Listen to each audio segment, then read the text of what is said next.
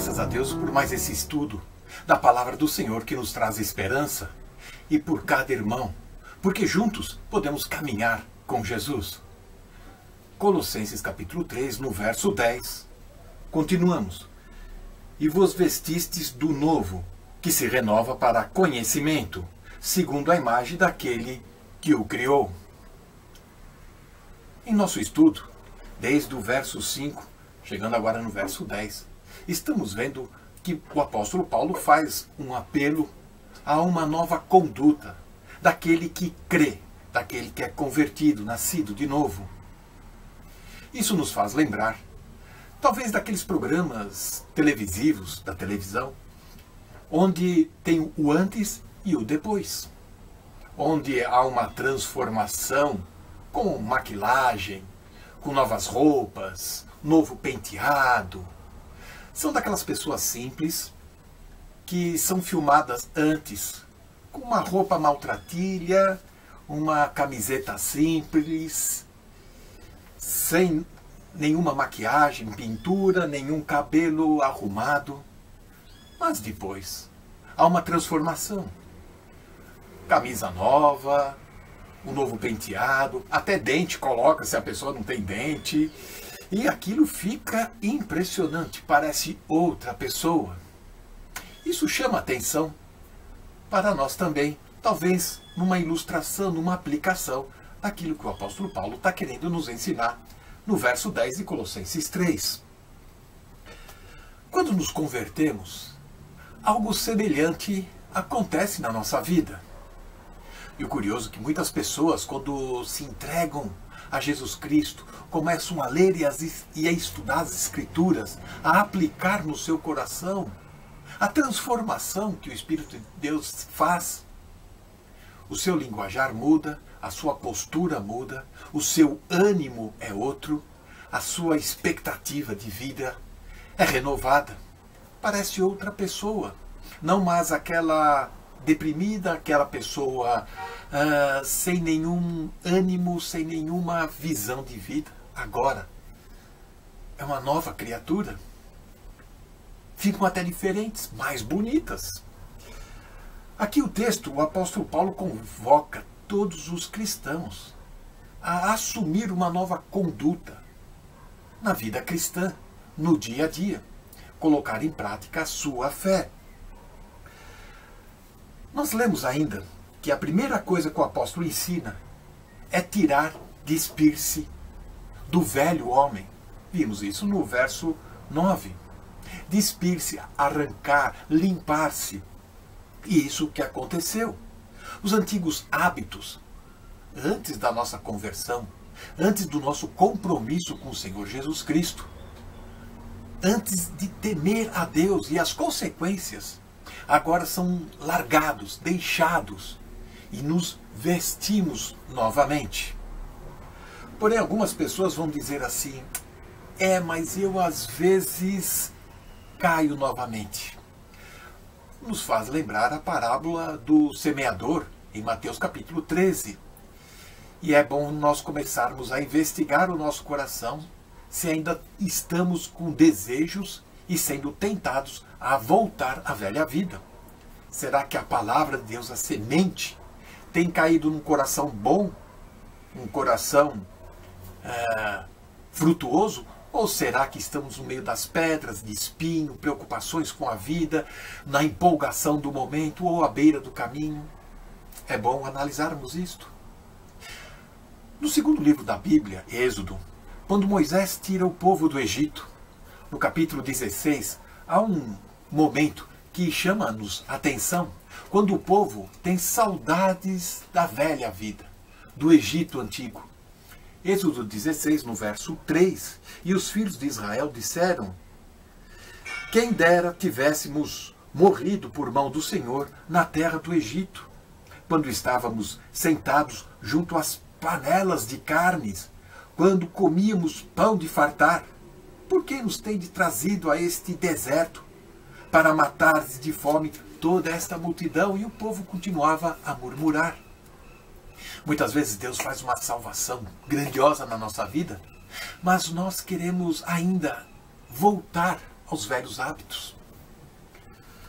Como dizem por aqui, é fácil tirar uma pessoa da favela. O difícil é tirar a favela da pessoa. Muitas vezes a pessoa entra dentro de uma igreja ou começa a se comportar numa aparência, mas ainda o seu interior precisa ser transformado pela ação do Espírito Santo através da palavra de Deus.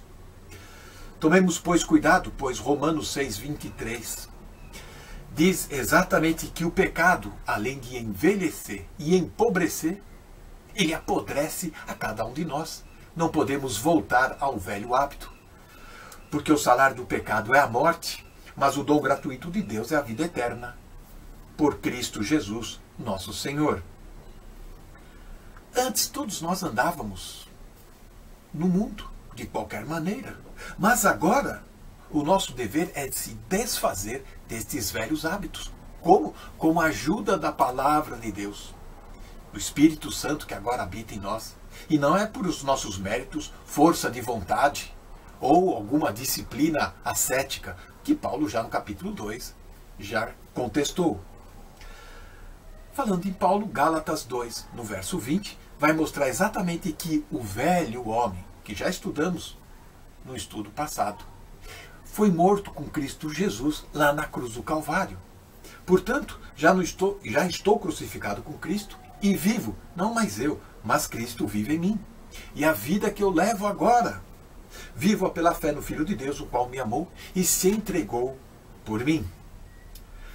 Há uma nova roupa que devemos vestir. Já despidos, precisamos agora nos vestir novamente.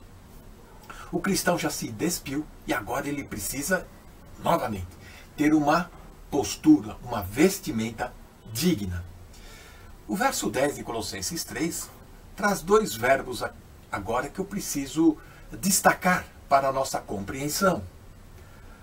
E vos vestiste do novo. O vestir, endossomai, uma palavra do original que quer dizer vestir-se com. Com o quê? Com o novo, que nós vamos estudar. Precisamos agora nos vestir. Não adianta você deixar a velha vida e não assumir a nova vida.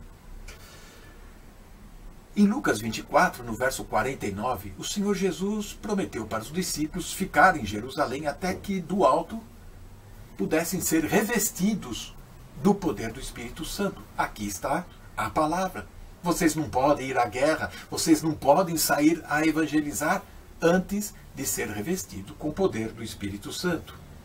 Portanto, estes dois verbos, do verso 9, o despir-se, e agora no verso 10, o vestir-se, são atos definidos de uma vez por todas.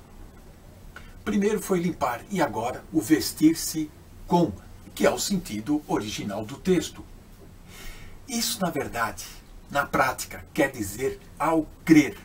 Não é simplesmente uma figura de linguagem de trocar de roupa, trocar de vestimentas, mas isso quer dizer nos ensinar a crer, a assumir a fé em Cristo Jesus. Deixar a antiga vida, os antigos vestidos e vestir-se do novo. Um outro verbo que queremos destacar no verso 10 é o renovar. Esse que renova, que está no verso 10, ele traz um sentido no original passivo que significa que o que está constantemente sendo refeito. Romanos 12, no verso 2 e Tito 3, verso 5. É o mesmo verbo que está lá e vamos ainda estudar. O texto lido aqui de Paulo, que nós estamos destacando, parece descrever simplesmente uma troca de roupa, uma troca de postura, de linguajar, troca de penteado. Mas o que ele está dizendo é crer em Cristo. E essa fé, este crer, ele tem que ser firme e de convicção profunda. Essa crise de salvação que nós temos, ou que nós estamos em processo, nos conduz à santificação. E o propósito de Deus em todo esse processo é nos transformar à imagem do seu Filho Jesus.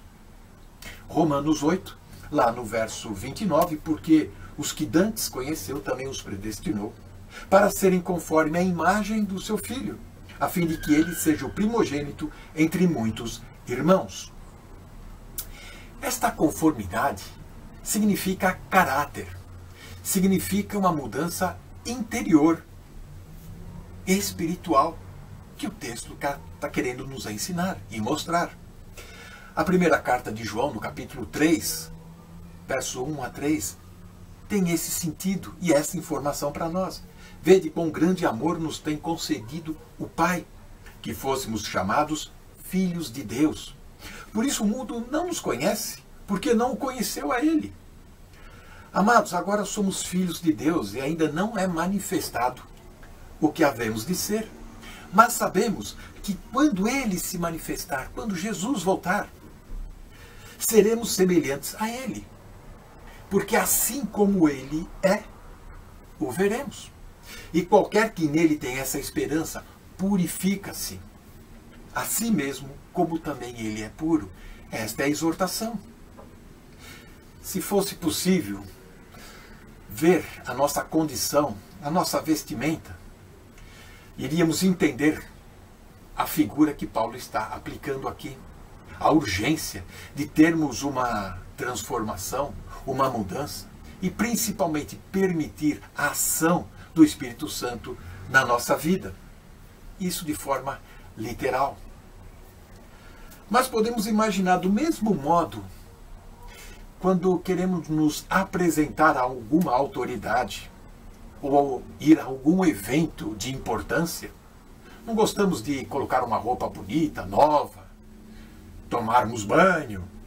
Pois é. Assim também devemos estar em condições para estar andando na presença do Senhor. Que o Senhor nos abençoe. Amém. Cá estamos nós de volta ao estudo da carta aos Colossenses, no capítulo 3, agora passando para o versículo 10. Como sempre, aproveito para enviar uma saudação para todos os que nos seguem, um abraço apertado àqueles que nos conhecem bem, especialmente, e dos quais temos muitas saudades, e eles de nós certamente. O versículo 9 diz: já vos despistes do velho homem com os seus feitos. E o versículo 10 diz: e vos vestistes do novo, que se renova para o conhecimento segundo a imagem daquele que o criou. Isto refere-se à justiça de Cristo. Quando nós lemos e vos vestistes do novo, refere-se à justiça de Cristo, com a qual fomos vestidos por Deus, quando nós fomos justificados por meio da fé. É assim que nós lemos passagens como, por exemplo, Gálatas 3:27 e 1 Coríntios 1:30, que passo a citar. Gálatas 3:27 diz: já vos revestistes de Cristo. E a primeira carta aos Coríntios, capítulo 1, versículo 30 diz: o qual, Cristo, foi feito para nós justiça. É disto que nós estamos a falar quando nós lemos aqui e vos vestistes do novo. Este vestistes é semelhante figurativamente àquele vestir que nós vemos em Lucas 15:22, na parábola do filho pródigo. Nós lemos assim: mas o pai disse aos seus servos: trazei depressa o melhor vestido, notem, e vestilho.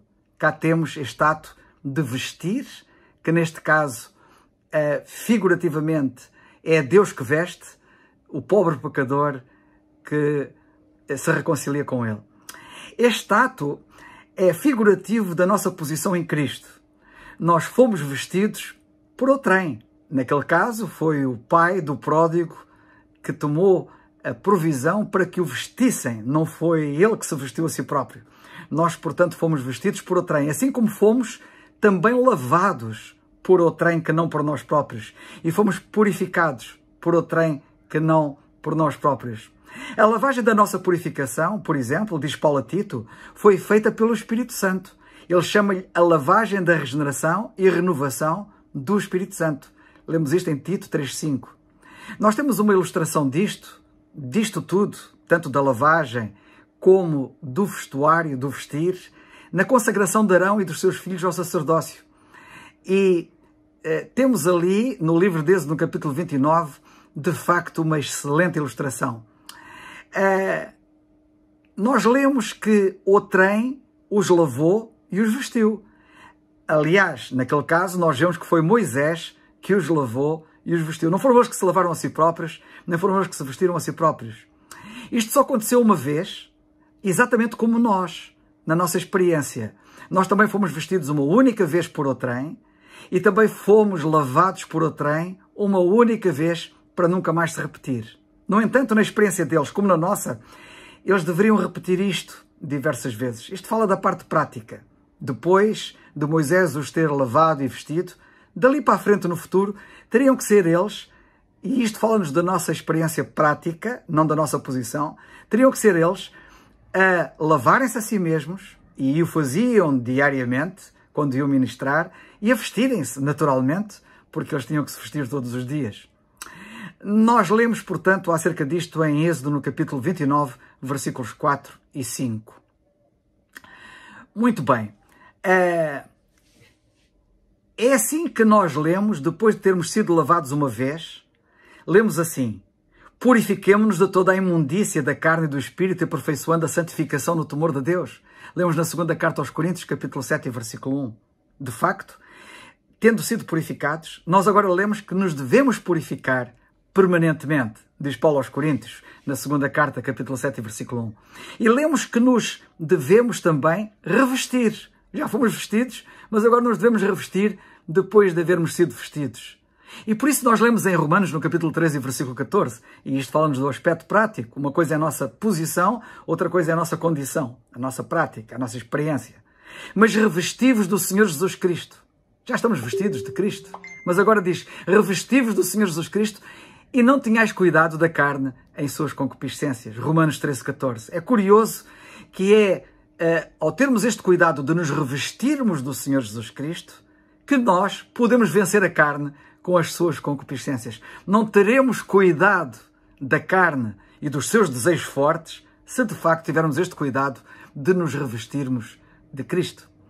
O crente nunca deve andar à paisana, mas deve estar revestido, por exemplo, de Cristo, como nós ouvimos, daquilo que a Bíblia chama de toda a armadura de Deus. Tomai, portanto, toda a armadura de Deus, ou vestivos de toda a armadura de Deus na prática. Lemos em Efésios 6,13.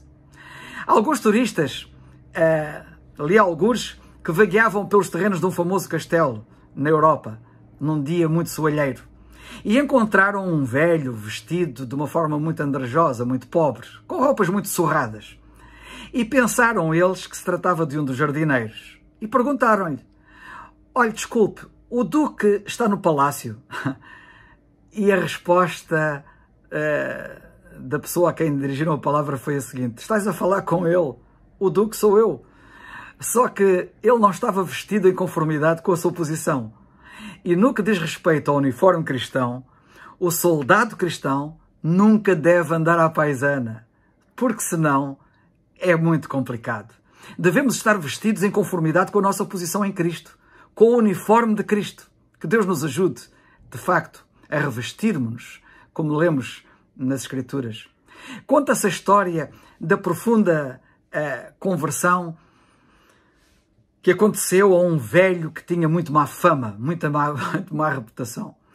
E ele tinha uma esposa, tinha filhos, e ele tratava-os muito mal, espancava-os, magoava-nos, e isto por causa das constantes bebedeiras em que ele se metia. Ele chamava-se o velho João Bêbado. Era assim que ele era conhecido. Todo o mundo na terra lá sabia e conhecia o velho bêbado chamado João. Era uma pessoa muito desagradável. Mas um dia ele ouviu o Evangelho e converteu-se. E na sua conversão, quando ele se converteu, ele sabia que tudo agora iria ser diferente. Aliás, ele já estava a ver tudo diferente. E as coisas iam ficar todas diferentes cada vez mais. E ele pensou, como tinha tratado tão mal a sua família até ali, e então decidiu que deveria, por exemplo, deixar a casa miserável onde todos habitavam e decidiu-se em adquirir para todos eles uma casa decente, uma casa digna. Ao ir falar com os agentes imobiliários para alugar uma casa, esses agentes imobiliários deixaram claro que não alugariam uma das suas casas, que era respeitável, todas elas eram muito respeitáveis, eram de boa fama. Eles não iriam de forma alguma alugar uma das suas casas a um velho bêbado como o velho bêbado João. Eles conheciam muito bem aquele velho bêbado João, mas sabem como é que o João reagiu quando eles se propuseram recusar alugar-lhes uma das casas? Ele disse assim: acho que vocês estão a cometer um enorme erro. Imagino que me estejais a confundir com outra pessoa que não eu. É que o velho João morreu, está morto. Eu sou o novo João. Fantástico. É isto que é esperado de nós. Isto faz-nos lembrar um terrível guerrilheiro da América do Sul, acerca do qual eu li, que um dia se converteu. E a alcunha dele, tão terrível ele era o Hitler. Ele era conhecido pelo Hitler e chamavam-no assim, o Hitler acima, Hitler abaixo, Hitler para aqui, Hitler para ali. Tão terrível ele era. Depois que se converteu, como era habitual, alguém chamou Hitler, Hitler. E ele respondeu, virou-se, respondeu e disse: nunca mais, por favor, me chamem Hitler. O meu nome agora é Lázaro. E nós percebemos porque é que ele tinha dito isso. Ele tinha morrido para a velha vida e tinha ressuscitado como Lázaro para uma nova vida.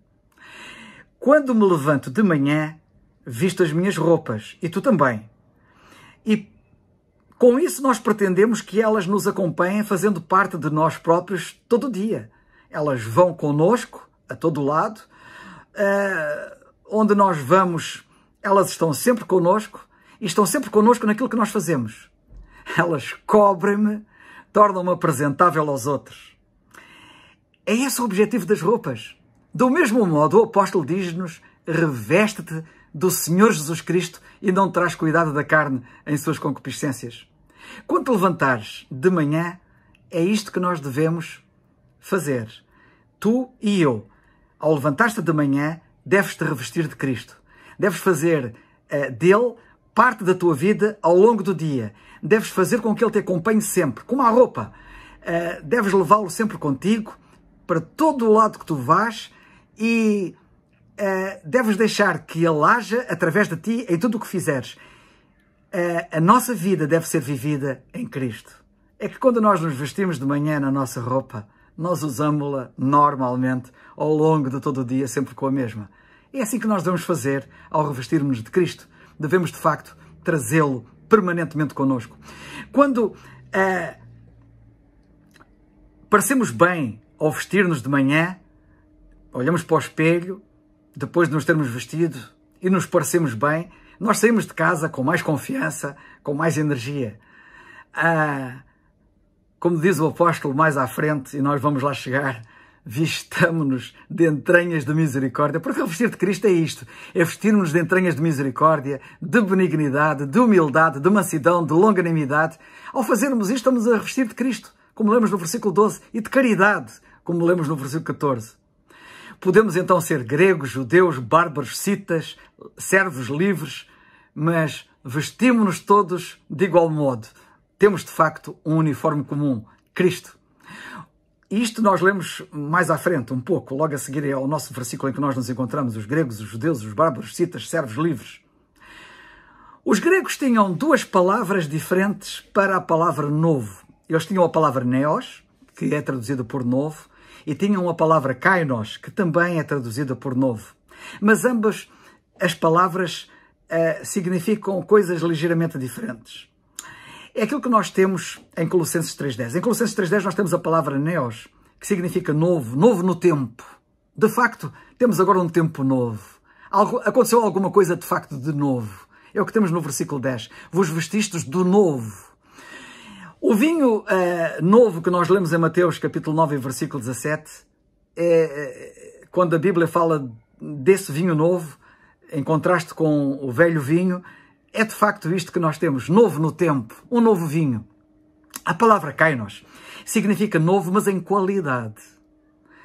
Quando a coisa é nova e tem melhor qualidade. O novo vinho de Mateus 26, 29, por exemplo, e agora temos um outro novo vinho em Mateus 26, 29, quando o Senhor, depois de realizar a ceia, fala de que beberá de novo o vinho da ceia, quando ele vier no reino, ele diz assim: não beberei deste fruto da vide até aquele dia em que o beba de novo convosco no reino de meu Pai. Mateus 26, 29.